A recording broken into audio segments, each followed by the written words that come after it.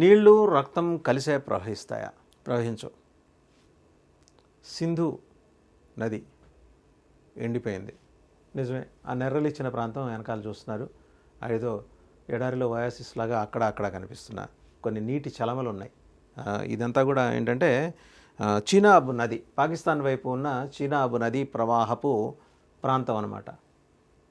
ఈయనెవరో మీకు తెలుసు, సయ్యద్ హఫీజ్ సయ్యద్. లేదా ఈయన చాలా టెన్షన్గా చూస్తున్నాడు. ఈ మధ్య పాకిస్తాన్ మిలిటరీ హాస్పిటల్లో చేరి చెప్పుకోలేని రోగంతో బాధపడుతూ దానికి ట్రీట్మెంట్ తీసుకుంటే వల్ల ఆయన ఫేస్లో ముక్కవళికలు అలాగే ఉన్నాయి, అలాగే ఉంటాయి, అది కొంచెం తేరుకునేదాకా. ఈయన బిలావర్ భుట్టో, పాకిస్తాన్ మొత్తానికి అందగాడు. అండ్ భుట్టోకి పెద్ద భుట్టో మనవడు, కూతురు భుట్టో అంటే వీళ్ళ మదర్ భుట్టో కొన్నాళ్ళు ప్రధానమంత్రిగా చేసిన తర్వాత ఆమెని టెర్రరిస్ట్ మూకలు ఈయన ప్రభుత్వం చేస్తున్న వాళ్ళే ఆమెను కాల్చి చంపారు. ఈయనేం మాట్లాడాడో చూసాం. ముందర ఈయనేం మాట్లాడో చూద్దాం ఒకసారి. అగర్ తూ పానీ బంద్ కరేగా ఇన్షాల్లాహ్ హమ్ తెరీ సాస్ బంద్ కరేంగే, ఇన్ దరియాओं में फिर खून बहेगा. సింధు నదీ జలాల్ని భారతదేశం ఆపేస్తే మేము భారతదేశం శ్వాస ఆపేస్తాం. ఎలా ఆపేస్తట? గొంతు నులిమి ఆపేస్తట. నీకు ముందర శ్వాస తీసుకోవడానికి దిక్కుమొక్కు లేక బంకర్లో దాక్కుంటూ సొరంగంలో దాక్కుంటూ జీవనం వెళ్ళదీస్తున్న సయ్యద్ హఫీజ్, నీకు మా దేశం నుంచి ఆయుర్వేదం మందు వస్తే కానీ బతికలేని దిక్కుమొక్కు లేని జీవనం గడుపుతూ 78 ఏళ్ళు 80 ఏళ్ళు ఉంటాయి. ఈ వృద్ధాప్యంలో నానా కష్టాలు అగచాట్లు పడుతూ ఉగ్రబోధనలు చేస్తూ క్యాంపులు నిర్వహిస్తూ నువ్వు చేసిన వ్యవహారానికి మీ క్యాంపులన్నీ ధ్వంసం అయిపోయినాయి తెలుసు. నువ్వు కూడా బెదిరించేవాడివే. కలికాలం బ్రహ్మంగారు ఎప్పుడు చెప్పారు, నీలాంటి క్యారెక్టర్ ఆర్టిస్టులు కూడా బెదిరిస్తారని చెప్పేసి. కార్టూన్ క్యారెక్టర్లు, క్యారెక్టర్ ఆర్టిస్టులు కూడా బెదిరిస్తారండి. నువ్వు చేసిన విధ్వంసం ఏంటో ప్రపంచం మొత్తం చూసింది. దాని తాలూకు ఎవిడెన్స్ కూడా ప్రపంచం దగ్గర ఉంది. You are internationally designated terrorist. నీకు ఆ బిరుదు కూడా ఇచ్చారు. నువ్వు లేవు మీ వాళ్ళ దేశంలోని ఈయన అంటుంటాడు షహబాజ్ షరీఫ్. అలా అనాలని మిలిటరీ వాళ్ళు ఆయనకి చెబితే ఓహో అలా అనాలా అని చెప్పి అలా చదివేసి చెప్పేసి సంతకం పెట్టి వెళ్ళిపోతాడు. నువ్వేమంటావు? నీళ్ళు ఆగితే భారతదేశం శ్వాస ఆపేస్తావా?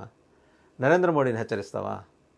సరే, నీకేంటంటే ఇప్పుడు ఇచ్చింది కేవలం ఒక శాంపుల్ ట్రీట్మెంట్ మాత్రమే, జస్ట్ డాక్యుమెంటరీ. మరి సినిమా బిగిన్ అయ్యే ముందర మాకంటే భారతదేశంలో ఏంటంటే Indian films development division, Indian films division అని చెప్పేసి డాక్యుమెంటరీ వేస్తారు. 28 ఏళ్ల ఫలానా మళ్ళీ మరణించింది, ఆమెకి ఈ టొబాకో తీసుకోవటం వల్ల వచ్చిన నష్టం వల్ల. అలాగే ఇప్పుడు నీకు చూపించింది ఏంటంటే చిన్న డాక్యుమెంటరీ, బ్లాక్ అండ్ వైట్లోనే కలర్లో చూపిస్తాడు. Eastman colour multiplex. మీకు అలాంటివి ఉండవు కదా, మీ ఉగ్ర క్యాంపులు నడుపుకునే ప్రాంతంలో మీకు అలాంటివి ఉంటాయో ఉండవో. పెద్ద పెద్ద స్క్రీన్లు, పొద్దున్న లేస్తే పక్క దేశంలో ఎవరిని చంపాలి, విషయం ఎక్కడ కలపాలి, ఇలాంటివే కదా మీవి. సో నీకు సమాధానం మోడీ చెప్పక్కర్లా, మీ ప్రాంతంలో కనిపిస్తున్న ఆ వీడియో కూడా మీకు పక్క విండోలో ప్లే అవుతుంది. ఆ నెర్రలు ఇచ్చిన భూమిని చూపిస్తూ అక్కడ ఒక రిపోర్టర్ పాపం చేసుకుని వేదన పడుతున్నాడు ఆయన.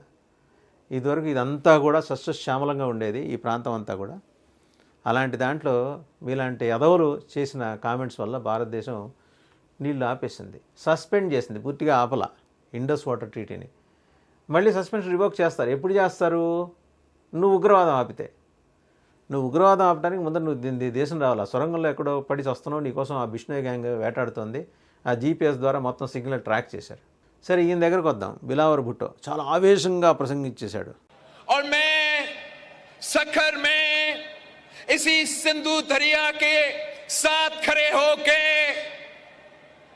भारत को कहना चाहूंगा कि सिंधु हमारा है और सिंधु हमारा रहेगा.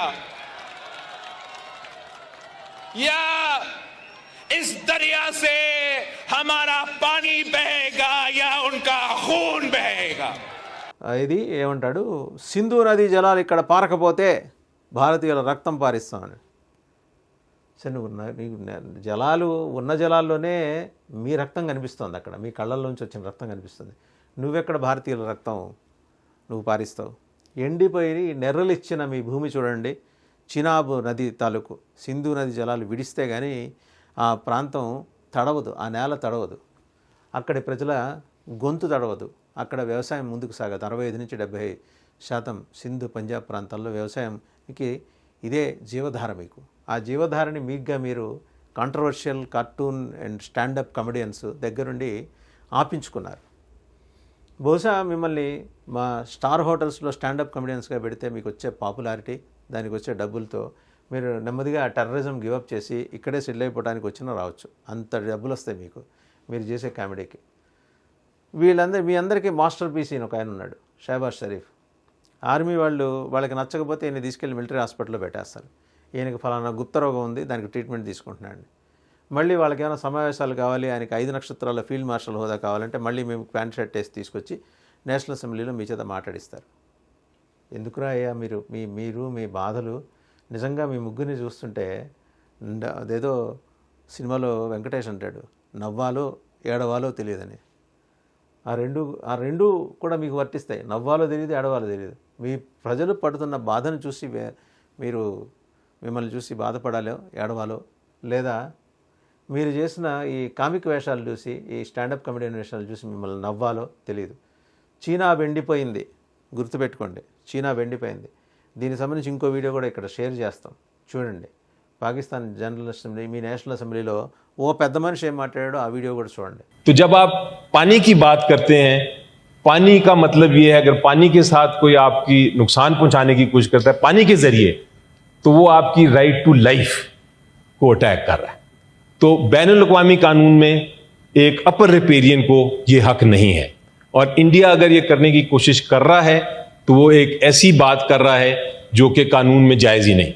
हमारा पानी का इश्यू इंडिया के साथ इस वक्त है, हम अपने इश्यूज को साइड पे करें और पहले उसको टैकल करें, उसको हम खत्म करें, और that is the spirit. So చూశారు కదా, ఇది ఈరోజు పాకిస్తాన్ పరిస్థితి.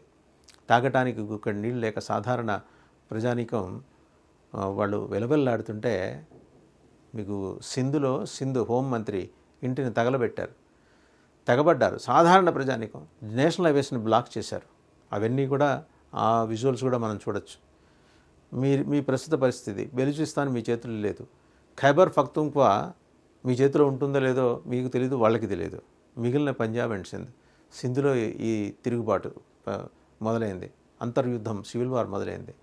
పంజాబ్ మీరున్నోళ్ళందరూ, డబ్బులున్న వాళ్ళందరూ అక్కడే ఉన్నారు. మీరు గమ్మున ఏదో రోజు బిచానా ఎత్తేసి స్పెషల్ ఫ్లైట్లో లండన్ వెళ్ళి అక్కడ విల్లాస్లో మీరు ప్రశాంత జీవనం గడుపుతారు. మీరు దేశమని భావిస్తున్న ఆ ఉగ్ర క్యాంప్ని, ఆ టెర్రర్ యూనివర్సిటీని ఇలాంటి ఎదవలకు అప్పచెప్పి వెళ్తారు. జరగబోయేది అదే.